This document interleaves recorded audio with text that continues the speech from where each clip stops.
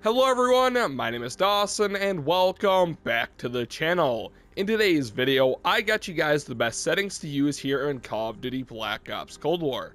Now before we get into the settings, if you guys are new to the channel and enjoy what you see, make sure you guys hit the subscribe button, also turn on those post notifications so you never miss one of my uploads. Put that out of the way, let's get right in the video. Starting off with probably the most important settings of literally any of these other settings. This is the most important setting I will talk about in this entire video. That is the horizontal and vertical stick sensitivity. Obviously you're using these at all point of time when you're playing the game, so you need to make sure that you have a good setting, and mine is locked at 6.6. now I have tried upping it to 7.7, but then I just felt like I like this lower kind of 6.6. 6.6 and 5.5 are basically like default, and they're kind of interchangeable. You can run 6.5, or more people run 5.6, run as 5 horizontal and 6 vertical. But it's, if you stick between like 4 and 6, that's a pretty good range. Now another important sensitivity is the ADS stick sensitivity for your low zoom, as this is mainly for most of your weapons unless you snipe.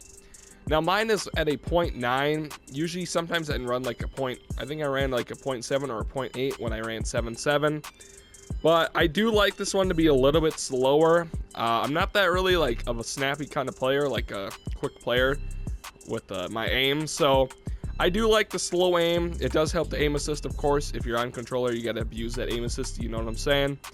Next, with the high zoom ADS sensitivity, I don't snipe as often, so mine is just at a 0.8. This is literally just, if you do snipe, just mess with the setting, and honestly, you could probably just match it with the low zoom. I'm not sure why mine isn't, but I'll do that now. Another important setting is the button layout. I play on tactical because I play on a default controller. Now, I would probably recommend tactical if you are on a default controller, because it's just easier to crouch and, actually you can run tactical or no, not bumper jumper, stick and move, bumper jumper.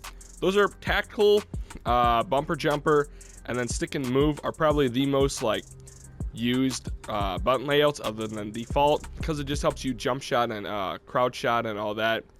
I didn't think that tactical is my way to go. This is a personal preference setting. I actually shoot with L1 and R1, so therefore I do run flipped. I just think that L1 and R1 are more responsive than L2 and R2, but it's totally your preference. I'm gonna skip over some boring settings like invert vertical look, which just really don't have that big of an impact on your game. Now, aim response curve, this is a pretty big one. This is kind of new in these recent Call of Duties. I run dynamic. Whenever it came out, I instantly switched to dynamic because I saw a lot of pro players running it. Now, people have told me to try out linear, but I still haven't, because I rarely see anyone use linear. But honestly, standard and dynamic are probably the most popular. I really don't see anyone running linear, despite what my comments say, but I don't know. I'd probably stay away from linear unless you want to try it, but I'm not a big fan of it. Controller vibration, this is another preference setting. I have this off. I actually turned this off back in Black Ops 4. Same with when I switched to my button layout and flip. So basically Black Ops 4 is the starting point of most of these settings, and I've just played with them ever since. But it was kind of weird getting used to not running controller vibration. So again, switch is weird, but it is, I don't think it really changes your gameplay that much, but it's whatever. Trigger effect, that's just, whatever. Target aim assist, of course you want this on. Target aim assist mode, now I do not really mess with this. I just stick to standard. I really don't see that many people changing it, so you can change it. I'm pretty sure focusing is a good setting to use when you're sniping, I believe. So if you're sniping, probably try out focusing if you're new to sniping. Now, I've never tried it when I was sniping, but I know other YouTubers have tried focusing when they snipe, and it helps a little bit, so that's all you. Airborne mantle behavior, I have this on manual. I'm not a big fan of the auto mantle in this game, or literally any Call of Duty, so I went with the manual. It's just, you win more gunfights, because sometimes you would lose random gunfights by just randomly mantling, and that's just so rage-inducing, so just stay away from that. Skipping down some more. Another important setting is your left stick min and max, or I guess both your right and left min and max input threshold. My left stick is at a 5. Basically with your left stick, or I should say your min input threshold for both your left and right stick, you probably want these anywhere between like 1 to 10 or 1 to 15. You want it pretty low. I've never really understood what this does, but I just know a lot of pro players ran pretty low min input thresholds. Now max for both left and right, I have it on, you know, the highest you can go, which is 99, or I guess you can have 100, but mine is at 99 because I kind of copied these settings. I copied the settings that I didn't really understand from the pro player, so I just stuck with that. My right stick is 10 because I do have a lot of stick drift, so that is why I increased. This will help with stick drift, as it says, increase the value to prevent stick drifting, so that is why mine is at 10. Dead zone sensitivity, I'm not sure if this is just for like PlayStation controllers, but mine is set all the way to the low. Auto sprint, now a lot of people don't actually have the setting on. I think it just helps with my slide canceling and all that, because on a default controller it's pretty hard to slide cancel, so I went with auto sprint and it kind of makes it a little easier, and you guys can tell by my movement. So that will basically end the controller settings, and next we'll switch to the graphics. So the first setting here in the graphics, we have safe area bounds.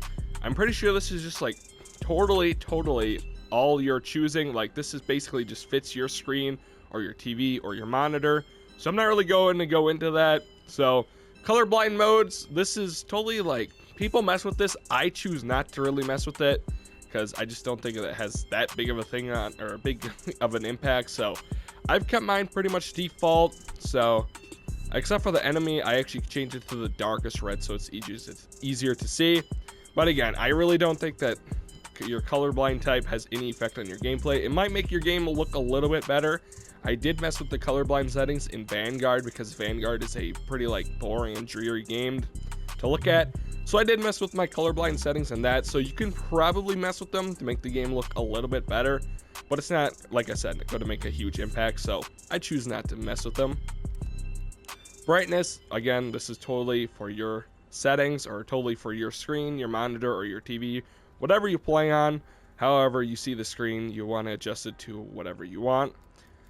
Field of view, this is a pretty big one for console players, especially on Warzone, since console players don't have FOV. But on Cold War and Vanguard, we do have FOV. So mine is at 110. I used to play on like 105, 100. But, you know, field of view does help like the visual recoil. If you have it at a higher thing, the visual recoil is basically little to none.